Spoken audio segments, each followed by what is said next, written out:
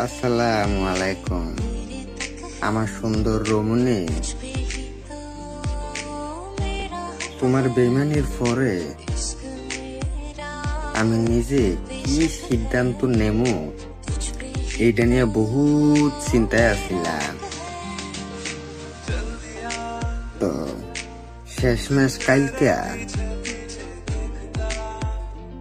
আমি যেহেতু সিদ্ধান্ত নিতে পারি না, একটা সিদ্ধান্ত নেওয়া দরকার। এলাকা কার থেকে আমি জানাম কেডা আমার এই পরামর্শটা দিব, টোয়াইয়া হয় না।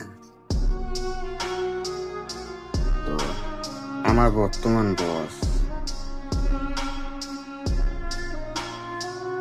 সম্পর্ক মনে করো আমার বর্তমান গার্জিয়ান, আমার ভাইয়ের মতো আগলে রাখে, সবকিছুতে সুবিধা অসুবিধায় পরামর্শ দেয়। প্রশ্নটা তারা এমন ভাবে করলাম